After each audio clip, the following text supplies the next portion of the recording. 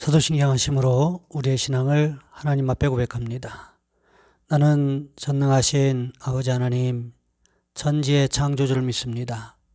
나는 그의 유일하신 아들 우리 주 예수 그리스도를 믿습니다.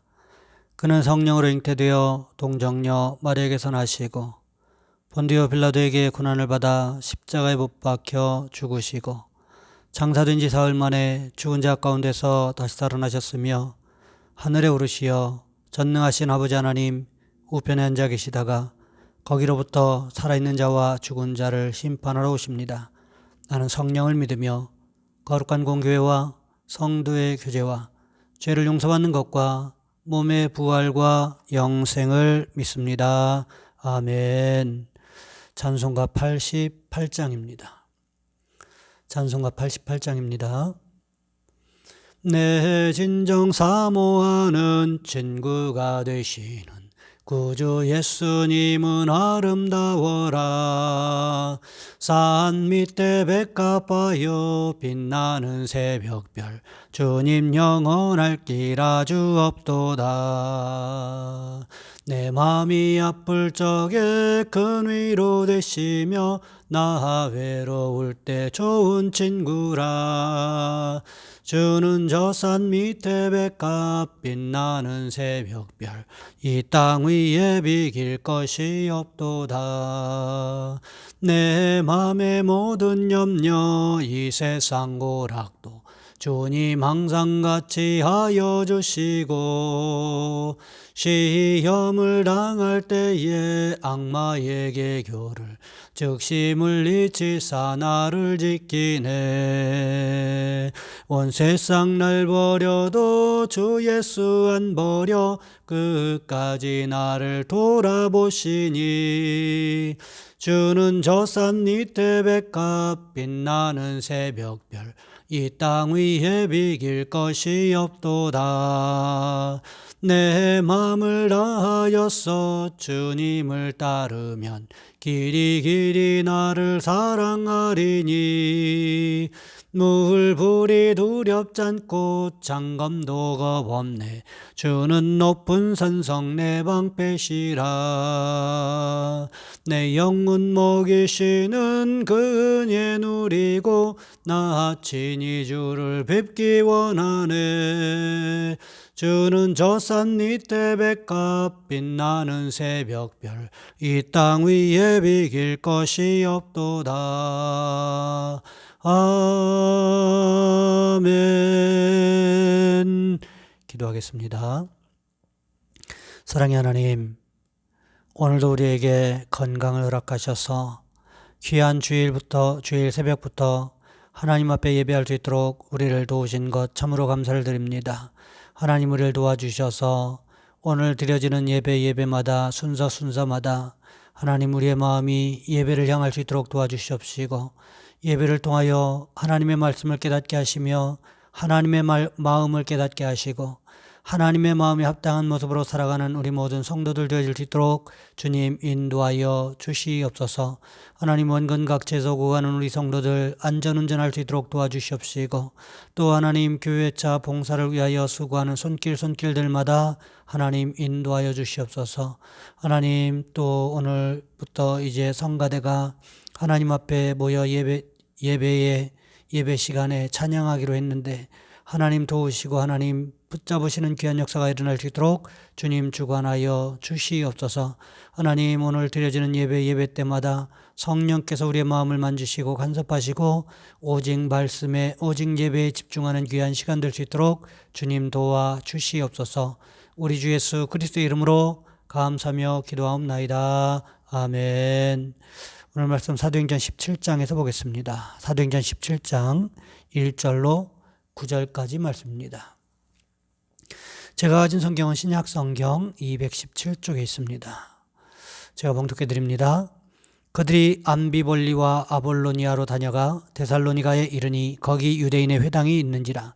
바울이 자기의 관례대로 그들에게 들어가서 새 안식일에 성경을 가지고 강론하며 뜻을 풀어 그리스도가 해를 받고 죽은 자 가운데서 다시 살아나야 할 것을 증언하고 이르되 내가 너희에게 전하는 이 예수가 곧 그리스도라니 그 중에 어떤 사람 곧 경건한 헬라인의 큰 무리와 적지 않은 귀부인도 고난을 받고 바울과 실라를 따르나 그러나 유대인들은 시기하여 저자의 어떤 불량한 사람들을 데리고 때를 지어 성을 소동하게 하여 야손의 집에 침입하여 그들을 백성에게로 끌어내려고 찾았으나 발견하지 못하매 야손과 및 형제들을 끌고 읍장들 앞에 가서 소리질러 이르되 천하를 어지럽게 하던 이 사람들이 여기도 이름에 야손이 그들을 맞아들였도다.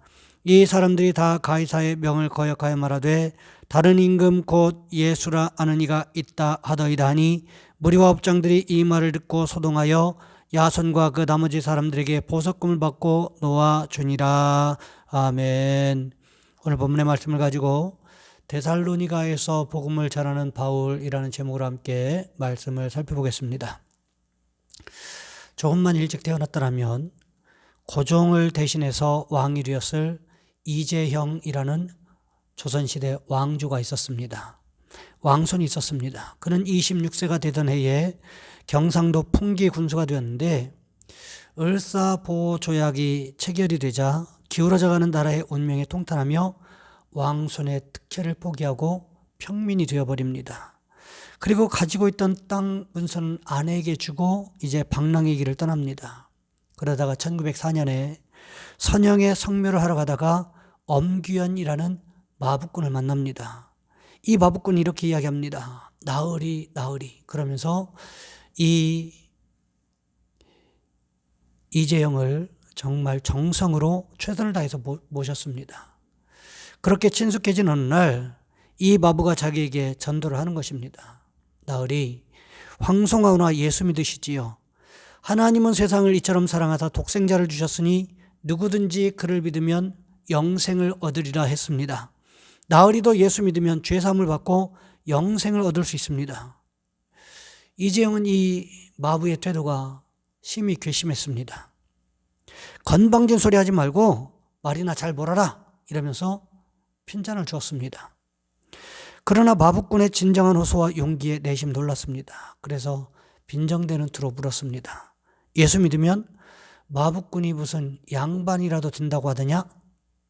그러자 마부꾼 엄기현이 잠시 생각을 하고는 이렇게 대답했습니다.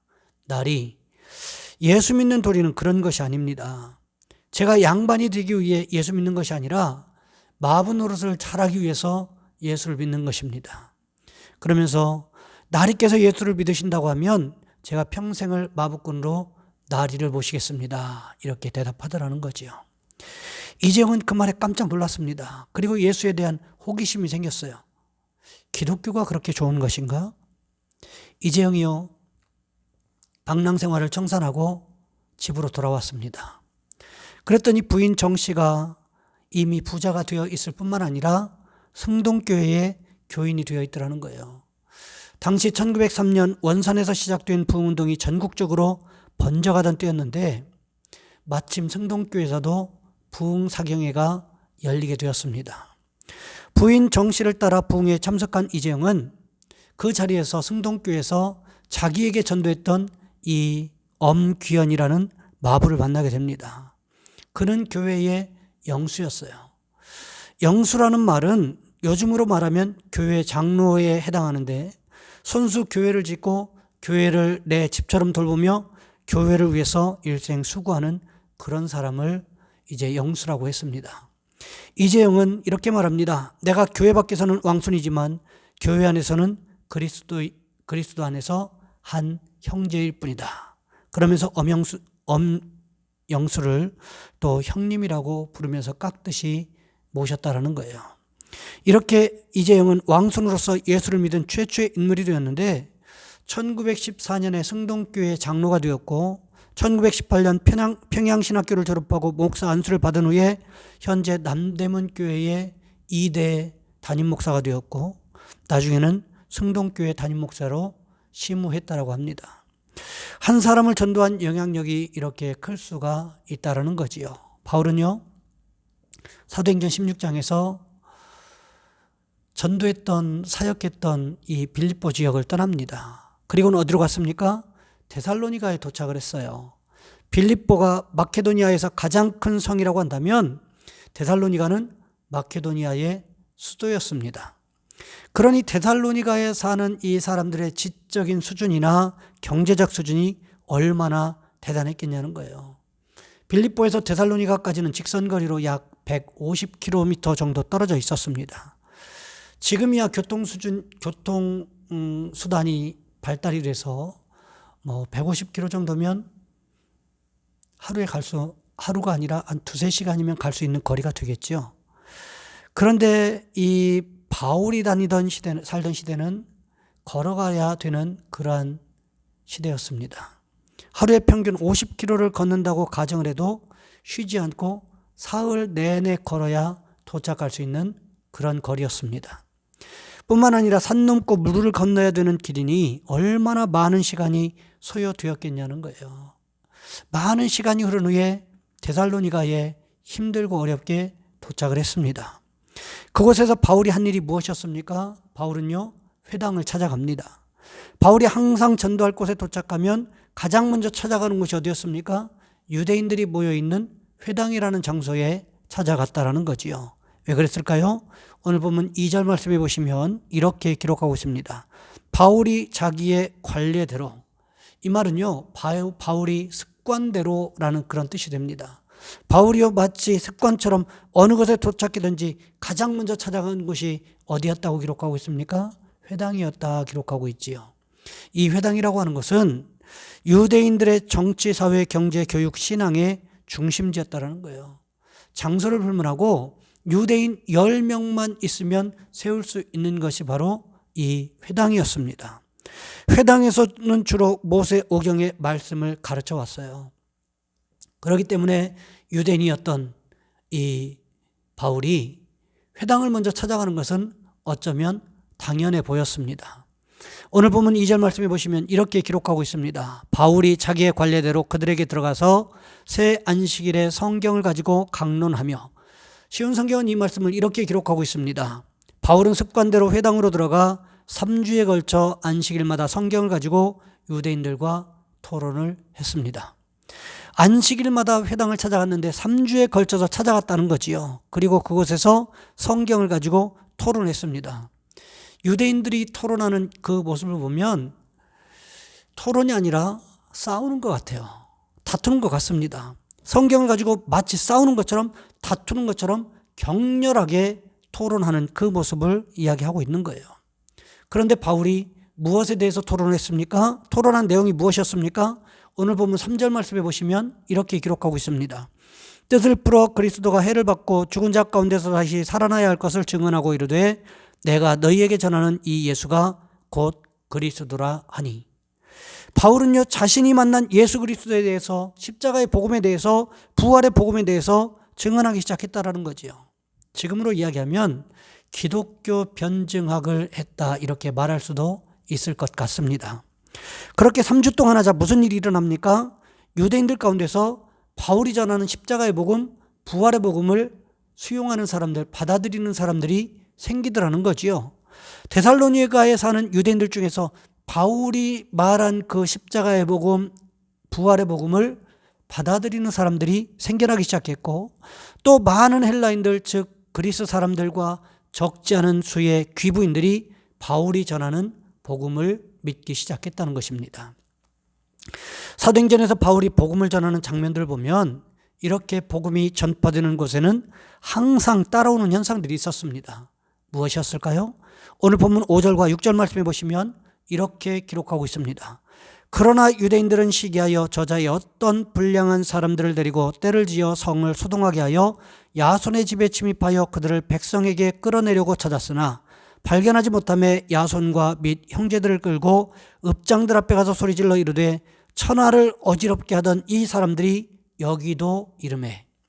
항상 바울이 복음을 전하는 곳이라면 어떤 곳이든지 간에 유대인들의 시기와 질투가 따라왔다는 것입니다. 그러면서 야손의 집에 쳐들어갔다고 성경은 기록하고 있지요. 그렇다면 이 야손은 누구일까요? 로마서 16장 21절 말씀해 보시면 이렇게 기록하고 있습니다. 나의 동역자 디모데와 나의 친척 누기오와 야손과 소시바더가 너희에게 문안하느니라. 이 야손은요, 유대인으로서 예수를 믿는 사람이었습니다. 그리스도인이었습니다. 동시에 바울의 동역자였습니다. 뿐만 아니라 바울의 친척이었다. 바울은요, 로마서 16장에서 자기의 동역자들을 소개하면서 이렇게 소개하고 있습니다. 또 데살로니가에서 바울과 실라가 머물 수 있는 거처를 마련해 준 사람이 바로 야손이었다라는 거지요. 그랬기 때문에 유대인들이 불량한 사람들을 데리고 야손의 집에서 바울과 실라를 체포하기 위해서 급습했다라는 것입니다. 결국 바울과 실라를 찾지 못하자 어떻게 합니까? 오늘 보면 7절 말씀해 보시면 이렇게 기록하지요. 이 사람들이 다 가이사의 명을 거역하여 말하되 다른 임금 곧 예수라는 이가 있다 하더이다. 쉬운 성경은 이 말씀을 이렇게 기록하고 있습니다. 그들은 모두 가이사의 법을 어겨가며 예수라 하는 다른 왕이 있다고 말하면서 황제 명령을 거스르는 행동을 합니다. 여러분, 예수님을 십자가에 못 박을 때도요, 똑같은 일을 하지 않았습니까? 그런데 지금도 똑같은 일을 해요. 얼마나 억울한 누명입니까? 결국 야손도 이렇게 체포되어 갔어요. 하지만 어떻게 됩니까? 보석금을 내고 풀려나게 된 것을 성경은 기록하고 있다는 거지요. 여러분, 그렇습니다. 복음을 전할 때는요, 우리가 생각지도 못했던 어려움을 겪을 수 있다는 것입니다.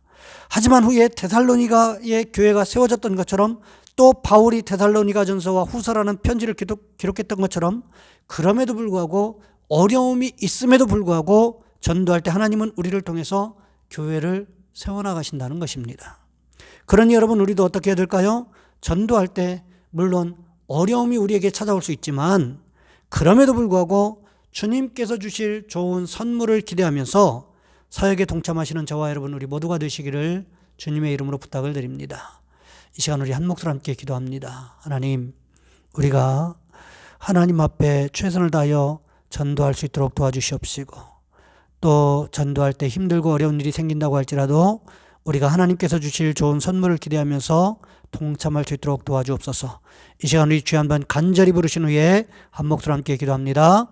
주여, 사랑의 하나님, 우리를 도와주시기를 원합니다.